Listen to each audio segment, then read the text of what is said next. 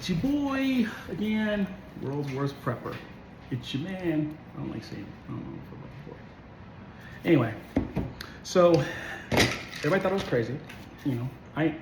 And you know what? I decided to own it. I decided to own it, so I'm gonna own it. Okay. What we have here, this is on. What we have here now. You're like, Peter, why would you get a what's those things called? Oh wait, I don't have to solve with thing there. Why would you get a Geiger counter? Well, you worried about nuclear war? No. Utah is about to become a place of, they're going to hold large nuclear waste. They're going to have two nuclear reactors, working reactors.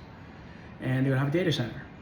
And it's going to be actually every, and they're probably going to be on land that used to be federal land. And the thing is that people are like, yeah, so what? Why is the federal thing? Why do the federal get to keep it? We're going to make it. So let me explain to you why they shouldn't have sold the land. But you know what? I'm not going to do that, because here's the thing about all those people that when they get radiation poisoning and stuff like that, they'll be the first one thing. And it's like, radiation poisoning? Yeah, it's nuclear waste. It's going to be nuclear waste put into Tooele. Close. And then there's going to be, at first it starts far away, then it gets closer and closer, and the more money these corporations build, is like, hey, guess what, we're going to have, and the reactors, they don't just get rid of their radioactive material. They leave it in water and keep it thing for, I think for like a few, like it holds like 10 years. You know how we learned? We learned that from when the tsunami hit Japan, we learned about all that stuff. So here's things that I picked up. And I bought this a while ago, and I don't know why. I know why. I just got this hint of like something is gonna happen. So first thing I got is the Survivor's Guide. Survival Guide. What to do in a biological, chemical, or nuclear emergency. And not nuclear war, not World War III. No, an accident. An accident happens. Nuclear waste is, the trucks transporting nuclear waste is hit by, get into a truck accident. And your house and everything is in the area. They're gonna be transporting these stuff here. First thing, and it says right here, what to do. Okay, this is a nerve agent. Okay, a nuclear bomb, not a nuclear bomb. Let's look up. It has things from like nuclear bombs to nerve agents and thing. And a lot of times preppers and stuff don't get books because they're like, oh shoot, well they'll have books. Okay, so it has a thing for biologic weapon, and this one costs like 12 bucks, so it was actually pretty good. Okay, and I have different pair of glasses because I stocked up and went to the dump.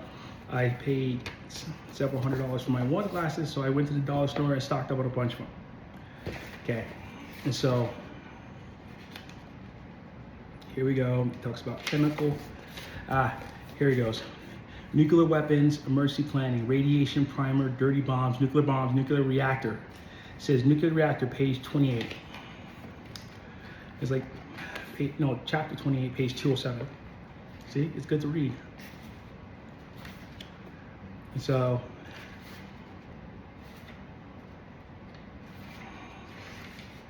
nuclear reactors, chapter 28. Though acute radiation poisoning after a nuclear reactor's release is highly unlikely, except for those in immediate vicinity, symptoms of severe exposure include burning of the skin, redness, blistering, and peeling, inflammation of skin and mucous membranes, dehydration, nausea, vomiting. Okay, for the nausea and vomiting, get no dose. That's everybody's like, no, why would we need no dose? I'm not going on a plane. No, what happens is that it causes anti-nausea medicine like ondansetron and stuff like that. Emergency response: get as far away as possible from the radiation source immediately. So guess what you need? Are we far away enough? See? And this is it's so sensitive. It'll show like radiation, like from every device I have, like a phone gives off radiation, because and it gives off radiation, and it was just beeping a few seconds ago, so it's trying to see, and so the H field is, it says harmful 64 and everything up. That's scary. Anyway, but it's safe. So, second, cover your mouth and nose with a wet cloth, or since this is post-COVID, get an N95 masks. Get those masks and put them on quick. Decontaminate as soon as possible. Means take off your clothes and everything like that, and boom, boom, boom. Take off your clothes, and even this is why I have this. It's a portable shower.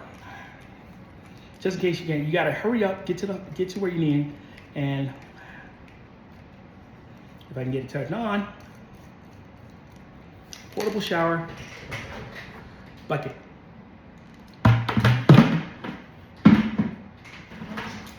Then you do first aid for the burns, radiation point, and then you get for the nausea and sickness treatment, potassium iodide. I had that, yeah. So there's the funny thing is, before all this stuff happened, this was like, no one bought these, so they're like $4. So I got a bunch of them, not in the same place, and you're like, oh my gosh, Peter, why are you telling us over the internet where you have them from? Well, first thing, it's gonna be emergency, so you're not gonna remember, wait a minute, Peter has potassium iodide, so by the time you get to my house, and possibility of death depends upon the distance from the facility, duration of exposure, types of radiation, and route of exposure. Release of massive radiation after a nuclear plant is hit by a bomb delivered by truck or boat. And we're gonna have 3 of those. A large commercial airliner made to crash into the nuclear facility. Sabotage at a nuclear power plant by intruders or an insider. Assessment of risk of attack. In his January 2002 State of the Union address, President George W. Bush stated that the Al-Qaeda materials U.S. forces found in Afghanistan were diagrams of American nuclear power plants and training manuals that listed nuclear power plants as among the best targets to spread fear in the United States. However, all U.S. nuclear power plants are heavily guarded by their own security, but since Utah and everything is relatively brand new, and it's a small nuclear power plant, so you get one of these, and if you can't get, wipe off. Get naked and wipe off. Try your best you can, even if you can. It'd be better if you had water and you're taking a shower, but wipe off. And wipe wipe off all the dust and dirt and everything like that get caught up like that. So that's why I carry a bunch of these. I carry these all the time.